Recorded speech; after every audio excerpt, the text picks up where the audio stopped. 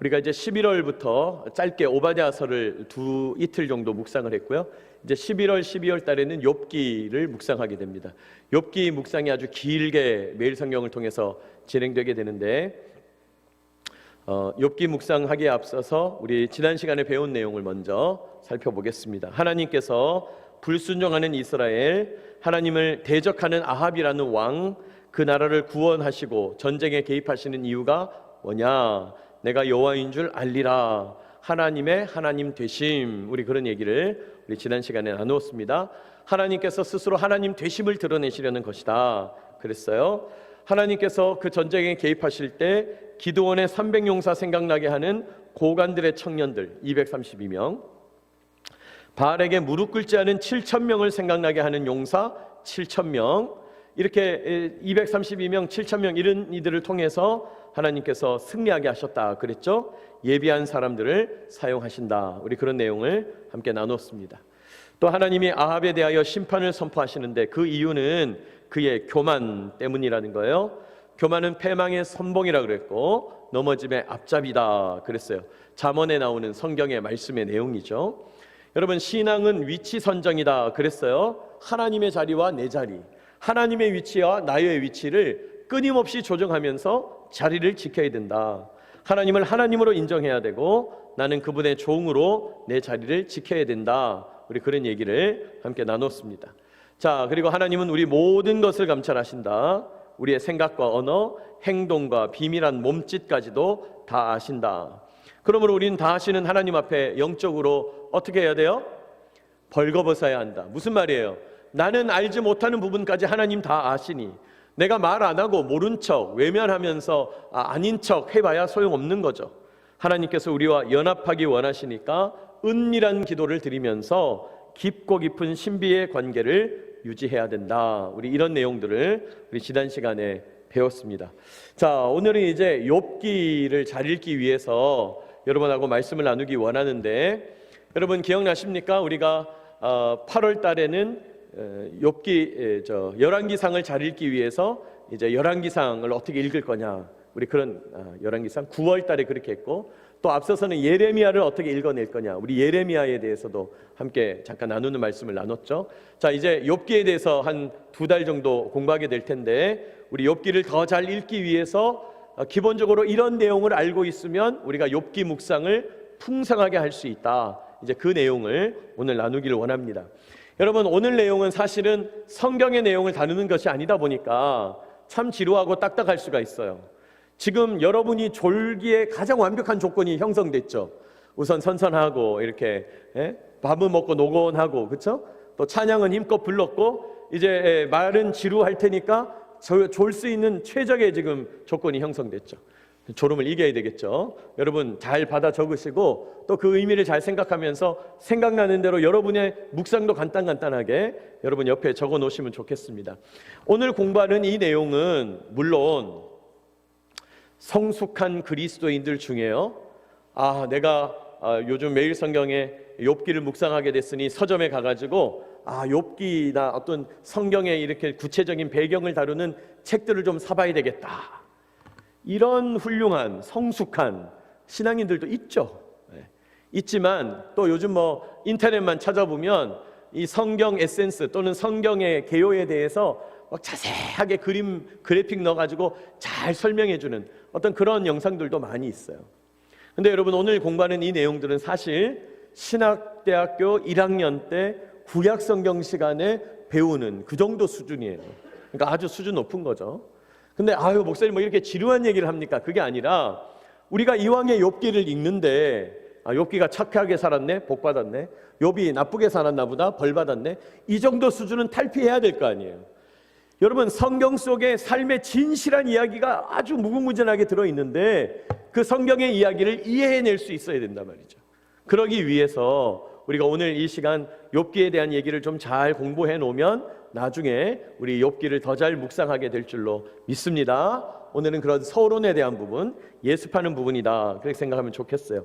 자, 먼저 욥기는 누가 썼냐, 저자, 언제 썼냐, 연대, 어떤 배경이었냐, 그런 내용들은 알려진 바가 없어요. 뚜렷한 정보가 없다는 거예요. 특별히 저자에 대해서 누가 썼다 이런 얘기가 없어요. 자, 그러면 왜 이렇게 했냐? 우리 오바댜도 11월 1일 날 묵상하고 선지서 같은 데도 보면 또 자세하게 어떤 사람이 뭐 제사장이었는데, 예레미야 같으면 아나돗의 제사장 누구누구의 아들 예레미야가 언제쯤 요시야 왕 몇 년쯤 말씀을 받았다, 이렇게 자세하게 적는 때가 있는데 욥은 그런 게 없다는 거예요. 왜? 역사적인 배경에 집중하기보다는 우리의 관심이 욥이 언제 살았냐, 누가 욥기를 썼냐, 배경은 뭐냐, 이것보다는 욥의 이야기와 그의 고난이 제기하는, 그가 당한 고난 이야기를 통해서 우리에게 주시기 원하는, 거기에 우리가 집중하기를 원한다는 거예요. 응? 여러분, 우리가 무슨 옛날 이야기를 듣는데, 예를 들어서 떡 하나 주면 안 잡아먹지, 그 얘기를 하는데 그게 조선시대 어느 때 왕이냐, 이거 상관없는 얘기예요. 그거는 그러니까 관심 없잖아요. 거기에 욥기도 마찬가지다 이 말이에요. 욥기는 욥의 고난 이야기에 집중을 해야지 딴 거에 집중하지 마라, 의도적으로 그렇게 저자나 연대에 대해서 나타내지 않고 있다는 거예요. 자, 욥은요 박해받은 자라는 뜻이에요. 박해받은 자. 물론 아랍어의 연원으로 따져보면 회개하는 자 이런 표현도 있는데, 그거보다 이제 히브리어 전통을 따르면 욥은 박해받은 자, 그러니까 고난을 받았다 이 말이에요. 욥은 어떤 사람이냐? 고난받은 사람이에요. 자, 그래서 욥이 살던 시대를 뭐라고 표현하냐면 아브라함과 같은 족장시대 사람으로 보는 견해가 대세예요. 그러니까 욥이라고 하는 사람이 족장이었다는 거예요. 왜 욥을 족장으로 보냐? 근거가 몇 가지 있다는 거예요. 첫 번째, 욥은 집안의 가장으로서 자녀를 위해서 제사를 드리는데 자기가 직접 제사를 주관해요. 그러니까 제사장이 없는 거예요. 여러분, 아브라함이 그랬잖아요. 야곱이 그랬잖아요. 이삭도 그랬거든요. 그때는 제사장 직분이 없을 때예요. 제사장 직분이 없으니까 그 집안의 가장, 집안 어른이 제사장이에요. 아버지께 예배드리고 자녀들을 위해서 축복하고 이렇게 하는 거예요. 그러니까 욥도 그랬던 것을 봤을 때 족장시대 사람으로 여길 수 있겠다, 그런 뜻이에요. 또 140세 이상을 살면서 하나님과 직접 만나서 대화하는 장면이 나와요. 여러분, 140세쯤 살았던 사람이 누구냐? 아브라함, 이삭, 야곱, 요 수준이에요. 그때 사람들은 이만큼 살았다는 거예요. 자연환경이 지금보다 달랐다는 거죠. 창조과학자들에 의하면 아마 우주에서 오는 어떤 유해 광선들이 다 차단됐을 거다, 달랐을 거다, 이렇게 보는 거예요. 그러니까 아브라함과 같은 족장시대쯤 사람이겠구나, 우리가 생각할 수 있다는 거예요. 자, 그 다음에 욥의 고향은 그럼 어디냐? 성경에 보면 욥의 고향을 우스 땅 이렇게 불러요. 우스라는 데가 도대체 어디야? 이렇게 생각할 수 있는데, 성경을 찾아보니까 예레미야 애가 4장 21절에 이런 표현이 나와요. 우스 땅에 사는 딸 에돔아, 이렇게 나와요. 그러니까 우스 땅은 에돔 족속들이 살고 있는 땅과 겹쳐 있다는 거죠. 에돔 족속이 사는 것쯤이 된다는 거죠. 자, 그러면 그쯤이 지금쯤은 어디냐?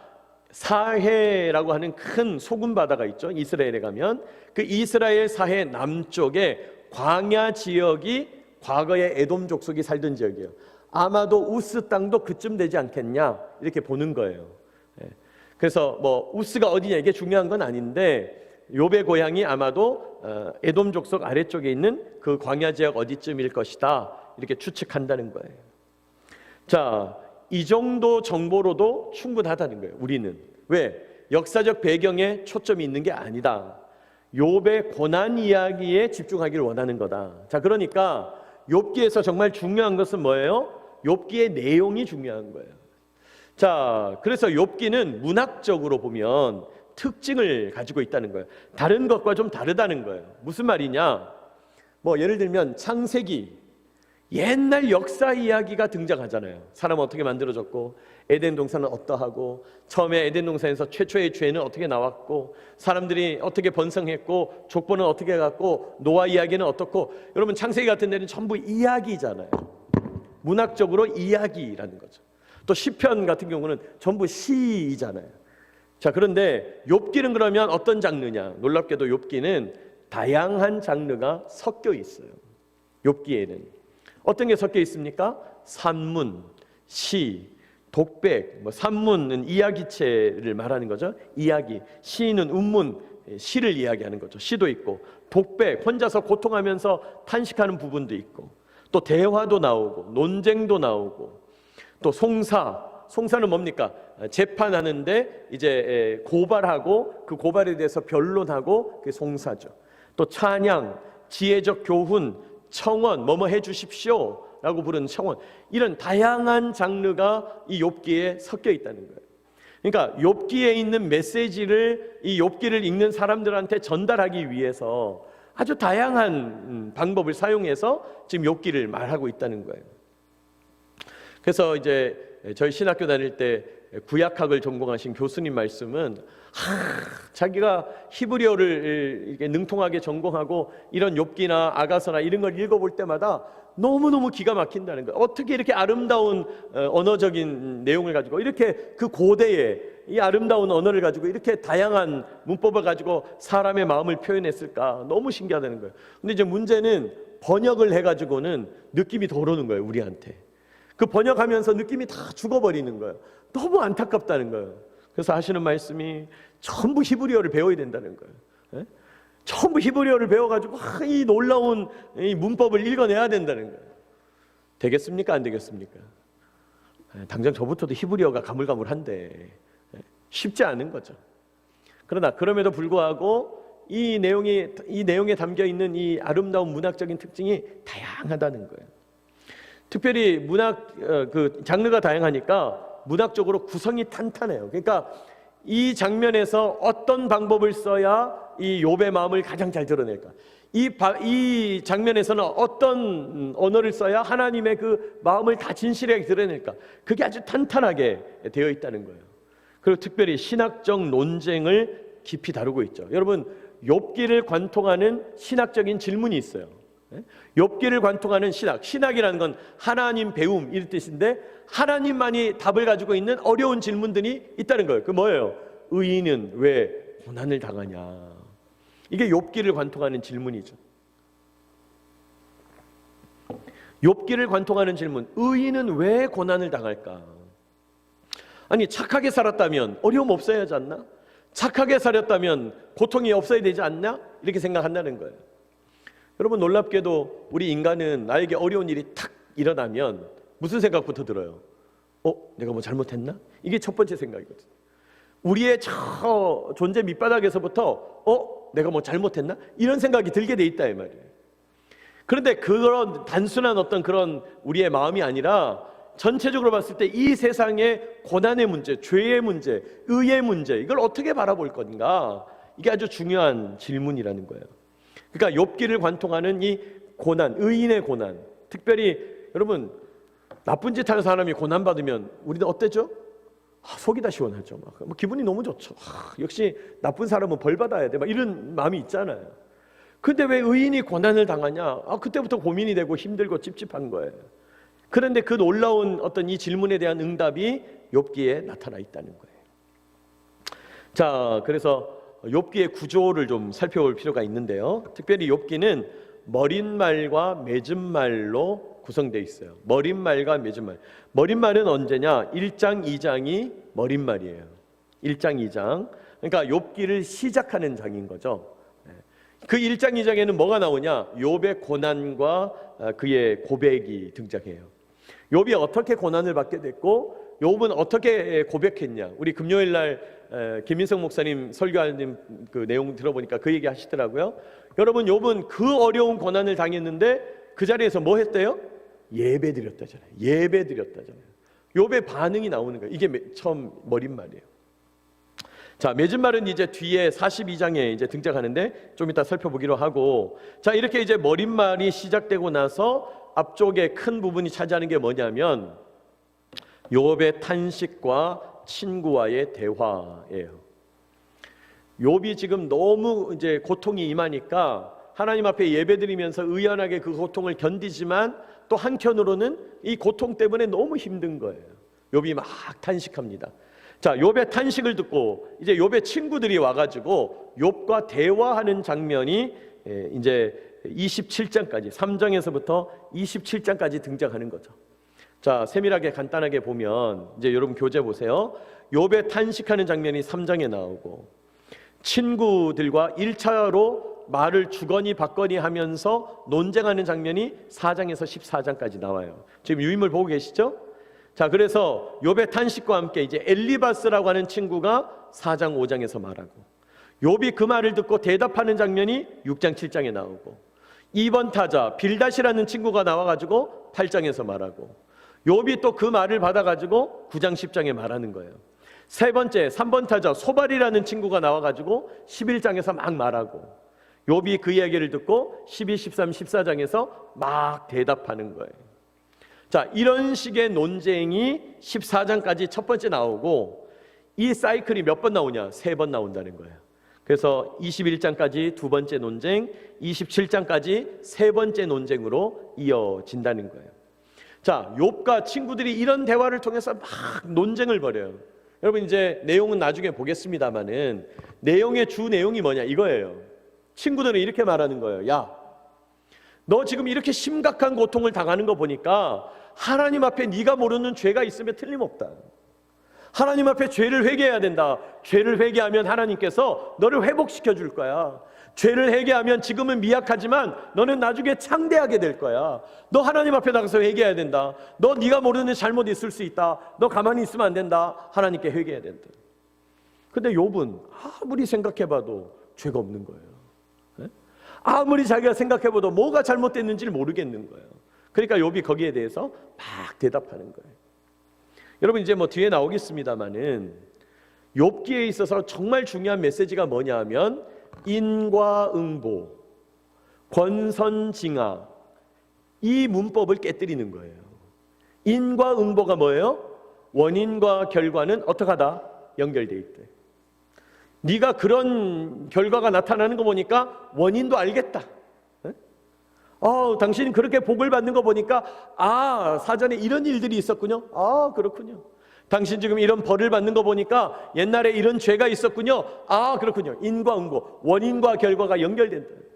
또 권선징악, 선한 선을 더 권해야 되고 악은 징벌해야 된다. 그러니까 착한 사람 더 잘 되고 악한 사람은 망해야 된다. 그래야 인간들이 정신 차린다. 이런 문법들. 여러분 세상의 진실을 마주해보면 그건 거짓말이라는 거예요. 좋은 결과가 있다고 해서 진짜 거기에 상응한 원인이 있냐? 있을 때도 있지만 없을 때도 많다는 거예요. 인과응보 맞지 않다는 거예요. 또요, 권선징악, 선한 사람은 늘 잘 되고 악한 사람은 망하냐? 안 그렇다는 거예요. 안 그렇다는 거예요. 여러분 선한 사람들 잘 되고 악한 사람들 망해서 우리가 기뻐할 때도 있지만은 반대의 경우 때문에 힘들어할 때가 얼마나 많아요. 아유 이 더러운 세상, 악한 세상, 아유 그냥 희망이 없다. 여러분 그렇게 생각하는 경우가 얼마나 많냐. 욥기는 그런 진실한 부분을 다루고 있다는 거죠. 제가 우리 목장 리더들하고 나누면서는 그 말씀을 나누었는데, 여러분 빨리 답부터 하나 말씀드리면, 모든 고통, 모든 죄악들은 고통을 만들어냅니다. 맞습니까? 맞습니다. 모든 죄는요 고통을 만들어내요. 자기가 고통스럽든지 누가 고통스럽진 간에 죄는 고통을 만들어내요. 자, 그러나 뒤집으면 모든 고통이 죄에서 왔다라고 말할 수는 없다는 거예요. 모든 고통이 죄에서 온 건 아니에요. 왜? 내 죄 때문에 고통이 올 수도 있지만 때로는 오늘 욥기에서 보는 것처럼 하나님의 허락하심으로 고통이 올 때도 있는 거예요. 또 우리가 볼 때는 고통이나 하나님이 볼 때는 복이신 사건도 있는 거예요. 그러니까 모든 고통이 죄 때문이다라고 친구들처럼 말하면 된다 안 된다? 안 된다는 거예요. 우리가 그걸 분별해야 되는 거죠. 쉽지 않은 얘기죠. 자, 어쨌든 의인이 왜 고난당하는가에 대한 대답이 이제 여기서 잠깐 나오게 되고 친구들과 논쟁하는 부분이 이제 등장합니다. 자, 28장에는 욥이 지혜에 대하여, 명철에 대하여 막 찬양하는 내용이 나오고요. 이것도 장르가 달라지는 거죠. 지혜 문학에 해당되는 거죠. 또 29장부터 31장까지는 욥이 이제 그런 모든 내용들을 지나치고 하나님 앞에 마지막으로 자기 마음을 토해놓는 탄원에 대한 부분이 이제 등장하는 거예요. 하나님 내가 이렇습니다 저렇습니다 하고 하나님 앞에 자기 입장을 마지막 변론하는, 재판정에서 흡사 최후 변론하는 것 같은 느낌으로 쫙 말을 한다는 거예요. 근데 놀라운 것은 32장에 보면 욥이나 욥의 세 친구와는 다른 욥이나 욥의 세 친구와는 완전히 다른 엘리후라는 사람이 등장해요. 이 엘리후라는 사람이 등장해서 욥도 질책하고 친구들도 질책해요. 네. 그러면서 돌아보게 하는 거죠. 너희들 말이 다 맞지가 않다는 거예요. 그걸 교훈하고, 그 다음에 이제 지켜보고 계시던 하나님께서 마지막으로 정리하시는 거죠. 38장부터 41장이 하나님의 연설, 하나님의 말씀이 쭉 나오고 있는 거예요. 자, 이렇게 이제 하나님께서 말씀하시고 나서 이 하나님의 판단을 다 듣게 된 욥이 맺은 말을 하면서 욥이 회개해요. 42장에 욥이 회개하는 부분이 등장하고, 그 다음에 하나님께서 욥의 회개를 들으시고 또 이 모든 교훈을 마무리하신 다음에 욥에게 회복합니다. 재산을 회복하고 자녀들을 회복하고 여러 산업들을 다 회복하는 거예요. 그 얘기가 이제 등장하는 거죠. 이런 구조로 이제 욥기가 형성되어 있다. 우리가 전체적인 이 틀들을 좀 바라볼 수 있어야 되겠다는 거예요. 자, 그러면 이제 진짜 하고 싶은 말은 이제 여기 있는데, 마지막 페이지, 욥기의 교훈이 뭐냐? 하나님께서 욥기를 통해서 우리에게 주시고 하지 않은 교훈이 뭘까? 우리가 욥기를 읽으면서 깨달아야 될 내용은 뭔가? 자, 첫 번째는요, 아까도 말씀드렸지만 인간의 고정관념에 대하여 하나님 도전하시는 거예요. 여러분, 우리 인간들은 고정관념에 휩싸여 있어요. 우리는 고정관념에 꽉 붙들려 있어요. 꽉 붙들려 있어요. 요럴 때는 이렇게 해야 한다. 이게 우리에게 너무 많아요. 아까도 제가 말씀드렸지만 복 받는 걸 보니 넌 참 전생에 착하게 살았구나. 이게 우리나라 사람들의 고정관념이죠. 막 심지어 목사도 막 전생에 무슨 죄를 졌는지 막 이런 얘기하는 거예요. 그게 이제 언어적 습관이 그런 거예요. 우리가. 여러분, 우리의 믿음에 의하면 전생은 없는 거거든요. 근데 우리의 그런 고정관념이 우리를 꽉 붙잡고 있는 거예요. 대표적인 고정관념이 뭡니까? 고난을 당하는 것은 뭐의 증거예요? 죄의 증거다. 너 무슨 죄를 졌길래 그런 고난을 당해? 응? 회사 다니는 아들을 엄마가 잡는 거죠. 회사 갔다 와서 아들이 막 너무 힘들다고 막 오늘 부장님한테 야단 맞았다고. 그럼 이렇게 위로해 주면 될 텐데 엄마들이 뭐라 그래요? 아빠들이 뭐라 그래요? 너 도대체 회사 가서 어떻게 하고 있는 거야? 아니, 자기 아들 잘못이 아닐 수도 있는데, 학교에 나간 아이들 잘못이 아닐 수도 있는데, 여러분, 고난을 당한다고 해서 모든 것이 죄의 증거라고 볼 수는 없다는 거예요. 그건 잘못된 견해라는 거예요. 잘못된 견해라는 거예요. 근데 인간들이 가지고 있는 이 고정관념, 이 고정관념, 아유, 저분은 저렇게 열심히 기도하고 예배생활 잘하고 봉사도 하는데 왜 진급이 안 되지? 뭐 문제가 있나 봐. 아무렇지도 않게 그딴 얘기를 하는 거예요. 여러분, 우리 삶은 알 수 없어요. 어떤 일이 일어나는지 알 수 없는 거예요. 그러니까 우리가 다른 사람에 대해서 함부로 얘기할 수가 없는 거예요. 요즘엔 이제 그런 분 많이 없겠습니다만, 저 집은 새벽 예배 나와서 그렇게 기도하고 하나님 의지하더니 막 복을 받았다고. 진급하는 거 보라고. 아니, 그분보다 더 열심히 기도하는 분 진급 안 됐는데 그럼 어떡할 거예요? 그게 방법이 아닌 거예요. 그 해결책이 아닌 거예요. 그거는 옳은 견해일 수가 없는 거예요. 여러분, 고난을 당한다고 해서 죄의 증거가 아니고, 뒤집어 얘기하면 복을 받는다고 해서 선의 증거도 아닌 거예요. 우리가 그런 잘못된 견해를 내려놔야 돼요. 그냥 우리 삶을 잘 관찰해 볼 수밖에 없는 거예요. 자, 그러면 죄를 어떻게 바라봐야 되냐? 죄는요, 분명히 고난의 원인이에요. 그러니까 죄를 지으면 내가 고통스럽든지 누가 고통스럽든지 간에 누가 고통스럽게 돼 있다. 죄는 모든 고통의 원인이 맞아요. 고통의 원인이 맞아요. 그런데 모든 고난이 죄의 증거는 아니라는 거예요. 모든 고난이 죄에서부터 온 건 아니라는 거예요. 무슨 말이에요? 욥기를 보라는 거예요. 하나님께서 허락하심으로 고난이 올 수도 있는 거예요. 그러니까 우리가 고난당하는 사람들에 대해서 함부로 생각할 게 아니다고 그랬죠. 요한복음에 보면 예수님께서 제자들과 함께 길을 가시다가 맹인 거지가 소리 지르는 것을 보게 돼요. 제자들이 묻습니다. 예수님, 저 맹인 거지는 태어날 때부터 눈을 못 보는 사람인데 도대체 저 사람은 누구 죄 때문에 저런 고통을 당하는 겁니까? 무슨 뜻입니까? 모든 고난이 죄의 증거라는 그런 편견이 있으니까 저런 고통스러운 인생 뒤에 뭔가 죄가 있을 거다. 부모가 죄를 졌든지, 그래서 임신한 아이가 저렇게 문제가 됐든지, 아니면 자기가 뱃속에서 뭔가 죄를 지어서 태어날 때부터 눈이 안 보였던 게 아니겠는가, 이렇게 생각한다는 거예요. 그러다 하나님이 아니라고 그러죠. 예수님이 아니라고 그러죠. 아니라 하나님께서 저를 통하여 이루실 나타내시고자 하는 일이 있다. 하나님께 영광 돌릴 일이 있다. 이렇게 지금 설명하는 거예요. 그러니까 여러분 완전히 관점이 달라지는 거죠. 고난을 받는다고 해서 그게 다 죄에서부터 왔다고는 말할 수 없다는 거예요. 분별해야 된다는 거예요. 그래서 여러분 결론적으로 이런 말씀을 여러분과 나누고 싶어요. 하나님의 인격은 기계적이지 않다는 거예요. 기계적이지 않다. 여러분 우리는 자꾸 하나님을 그냥 기계적으로 1번 집어넣으면 3번 나오고 2번 집어넣으면 4번 나오고 이렇게 생각한다 이 말이에요.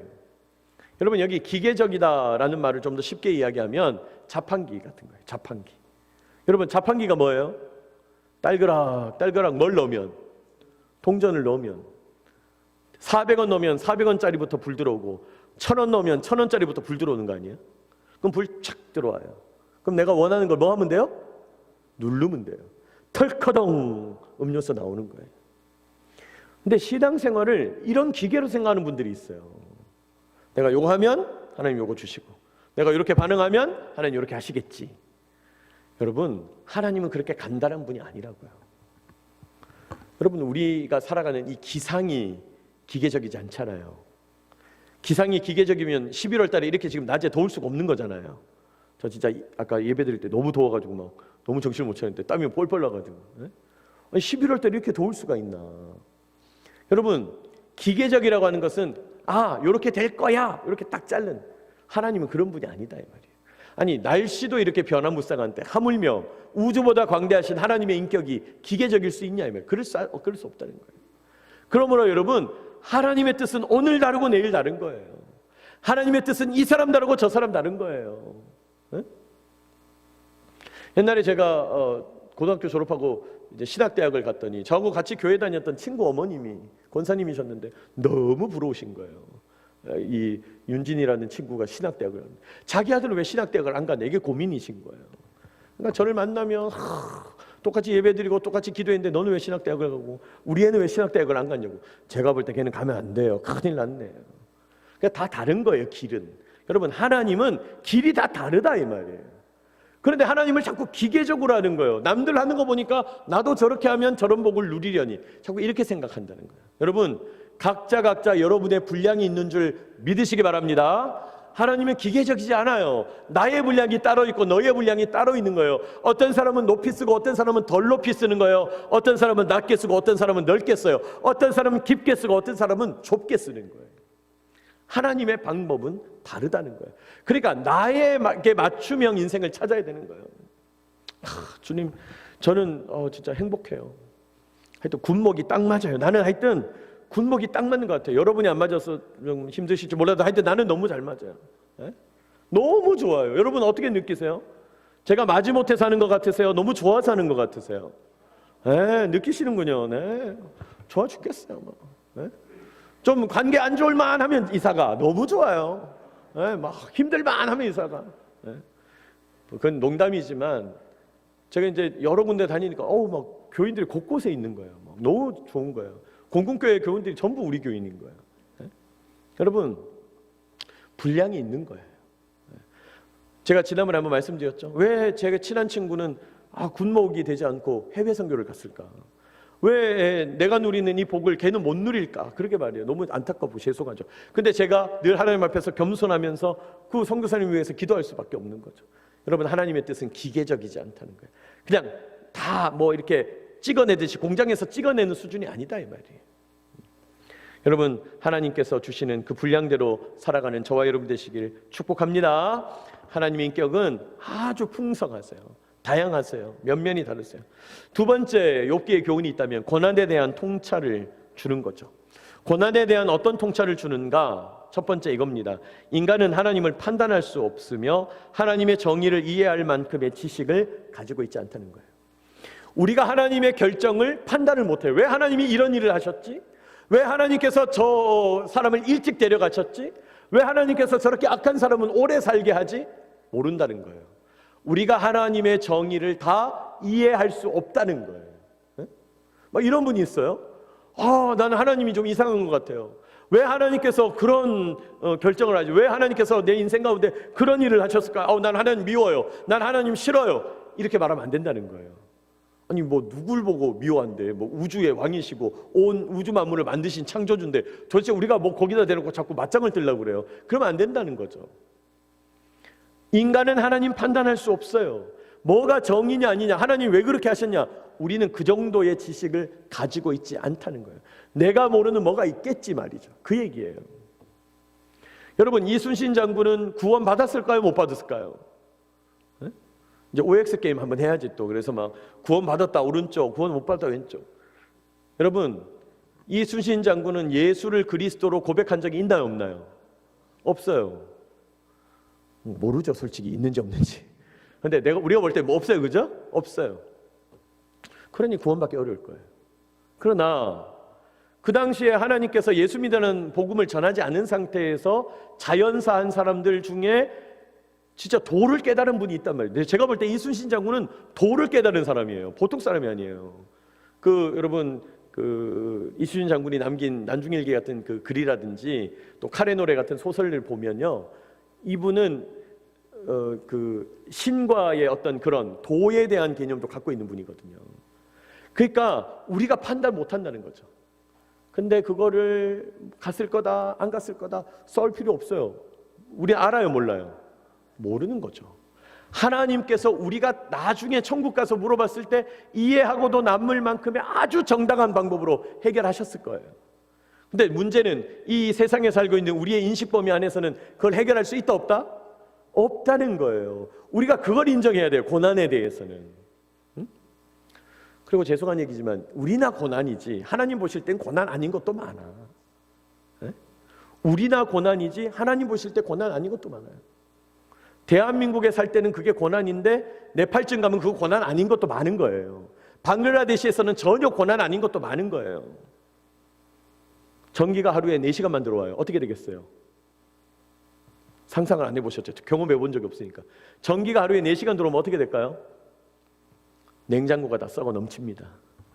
그렇겠죠? 그 냉장고에 꽉꽉 채우는 여러분 그 음식들 다 난리 납니다. 그러니까 우리는 그게 엄청난 고난이 되겠죠. 그러나 저쪽 사람들 그 고난, 그러니까 이 고난이라는 것도 전부 상대적이다 이 말이에요. 자, 고난은 그렇다. 두 번째, 고난에 대해서 볼 때 하나님을 경외하는 것과 상급을 받아 누리는 것은 상관이 있다 없다? 없다. 도대체 삼성의 이 땡땡님은 어떻게 하나님께 충성을 했길래 그런 복을 받은 거예요? 알 수 있어요 없어요? 없어요. 알 수 없을 뿐더러 상관도 없는 얘기예요. 그거는. 여러분, 세상에서 돈이 어떻게 흘러가는지를 아는 아주 기가 막힌 사람들이 있는 거예요. 그리고 그 사람들은 세상에서 자기 성취를 하면서 사는 거예요. 그런데 세상에 있는 모든 사람들이 잘된 게 하나님을 경외하는 것과 관련이 있냐? 그건 아니다 이 말이에요. 그렇게 따지면 재벌 회장들은 전부 예수 믿어야 오는 거 아니에요? 저 대통령 된 사람들 전부 예수 잘 믿어야 오는 거 아니에요? 그렇게 볼 수 없다는 거예요. 하나님을 경외하는 것과 상급을 이 땅에서 받아 누리는 것은 다른 문제라는 거예요. 다른 문제라는 거예요. 여러분, 그럼에도 불구하고 우리는 이 땅에서 상급을 받고 싶죠? 이렇게 안 받고 싶다니. 다시, 그럼에도 불구하고 여러분 이 땅에서 상급을 받고 싶죠? 네, 받고 싶죠. 그런데 내가 하나님을 열심히 경외하면 상급을 주시려니 이런 도식은 성립이 안 된다 이 말이에요. 그럼 어떻게 주실까요? 주실만 하면 줘요. 나를 통해서 필요하면 주세요. 나에게 그게 꼭 있어서 하나님 원하시는 일을 감당하기 위해서는 그걸 주시고도 남아요. 주시더라고요. 저도 주변에 보니까 막 주시더라고요. 매출이 막 한 달에 몇 배씩 되는 사람이 생기더라고요. 필요하니까. 그건 하나님께서 하시는 일이에요. 우리는 하나님이 상급을 주시든 아니든 고난을 주시든 아니든 그저 우리에게 주어진 경외하는 일을 묵묵히 감당하는 거예요. 하나님이 잘해주시면 더 잘하고 하나님이 못해주시는 것 같으니까 안 하고, 그게 아니다 이 말이에요. 신앙은 그냥 우리는 어떤 형편에서든지 하나님을 경외하는 거예요. 누워있을 때도, 병들었을 때도 경외해요. 아플 때도 경외해요. 건강할 때도 경외해요. 배고플 때도 경외해요. 배고플 때도 경외하고 배 부를 때도 경외하는 거예요.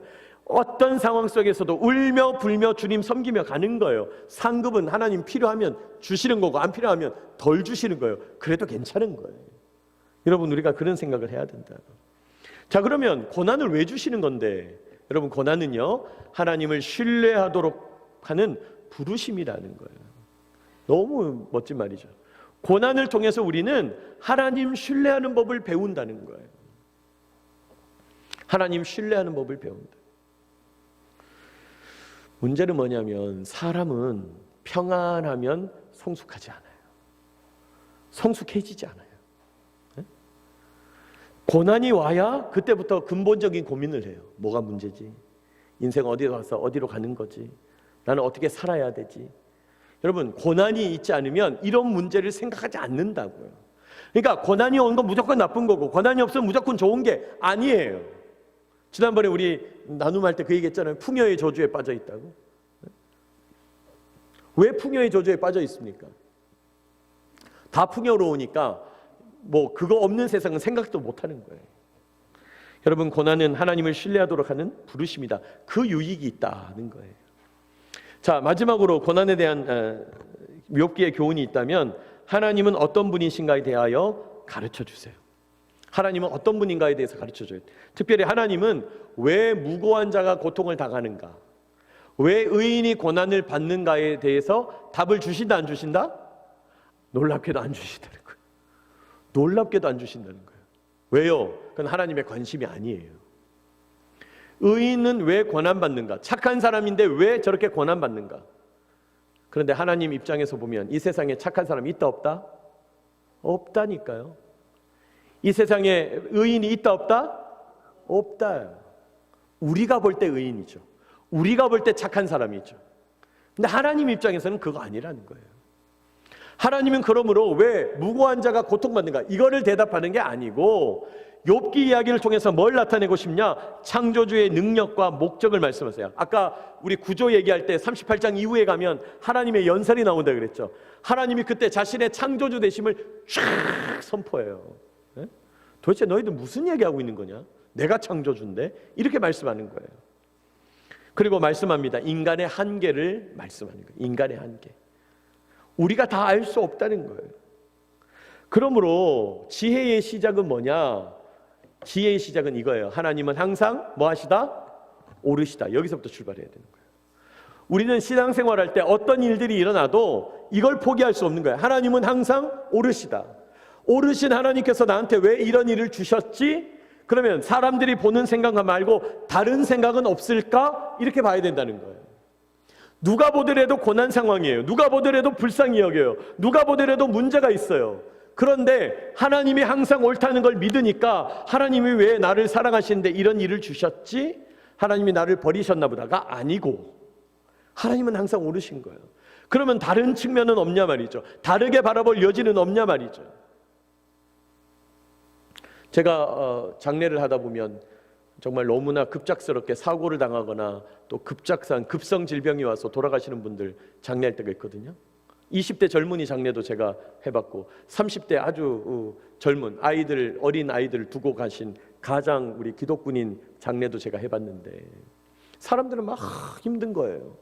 왜 저 아이들을 놓고 철을 놓고 하나님 저 사람을 데려갔냐?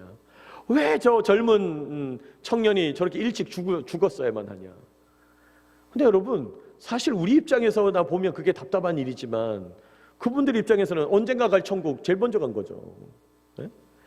다른 측면이 있는 거예요. 우리가 모르는 측면이 있는 거예요. 제가 늘 고민되는 게 뭐냐면 90세 넘어서 장례하는 집안에 갔어요. 제가 위로 예배 드리러 가요. 그러면 막 그 분위기 너무 좋아요. 그 돌아가신 분 섭섭할 텐데 분위기 너무 좋아요.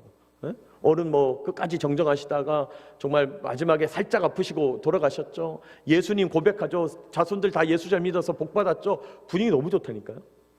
근데 막 20대 30대 때 일찍 돌아가신 분들 장례식 가보세요. 막 조문객도 힘들어요. 목사도 힘들어요. 막 이렇게 말씀 전하고 위로 예배하는데 너무너무 힘들어요. 왜? 사람들은 생각하는 거예요. 이 아까운 삶은 어떻게 할 거냐. 근데 그거 우리 생각이잖아요. 아니, 살 만큼 살고 간 사람은 목숨이 가볍고 오래 살 날이 오래 남은 사람은 목숨이 무겁나요? 그거 우리 생각이라니까. 하나님 앞에 가면 다 목숨이 같은 거죠. 근데 우리는 자꾸 그런 세상적인 관점을 투영해가지고 아우 이분은 살 날 많이 남았는데 일찍 가셔서 어떻게 일찍 가셔서 어떻게 아이고 저분은 살 만큼 살았으니까 가셔도 돼. 얼마나 섭섭한 얘기예요. 살 만큼 살았다고 안녕히 가시라고. 그러면 안 되잖아요. 목숨은 같은 거예요. 그러므로 하나님의 뜻은 우리가 다 알 수 없어요. 그리고 하나님 입장에서 보면 오히려 일찍 간 분들은 천국을 더 빨리 들어간 거예요. 그래서 제가 그 위로 예배하고 장례 예배할 때 그 얘기 드렸어요. 우리 천국 선배님 되셨다고. 우리보다 먼저 갔잖아요. 그러니까 우리가 절대로 포기하지 말아야 될 건 뭐냐? 하나님은 항상 오르시다. 이 지점을 붙잡아야 하나님께서 행하시는 일에 다른 측면이 보이기 시작하는 거예요. 그래야 하나님께서 주시는 그 의문들이 풀리기 시작하는 거예요. 네? 여러분, 복이라고 해서 다 복이 아니고 재앙이라고 해서 다 재앙 아닙니다. 어떤 사람은 재앙을 받아서 복으로 만들고요, 어떤 사람은 복을 받아서 재앙으로 누리는 거예요. 중요한 건 하나님께서 주시는 뜻을 깨달았느냐 하는 거예요. 여러분, 이번에 욥기를 통해서 이런 교훈을 깨닫게 되시기를 축복합니다. 욥기가 우리 고정관념에 대해서 도전해요. 고난에 대한 통찰을 줘요. 무엇보다 하나님이 어떤 분인가를 알게 해준다. 하나님은 항상 오르시다 그랬어요. 이제 그래서 욥기 묵상을 이제 계속 하게 되는데, 여러분 매일 성경 가지고 우리 개인 묵상도 하시고 또 새벽 예배 영상도 시청하시고 또 우리 예배 일기도 적어 가시면서 우리 계속해서 하나님 앞에서 깊은 묵상을 이어가시기를 축복합니다.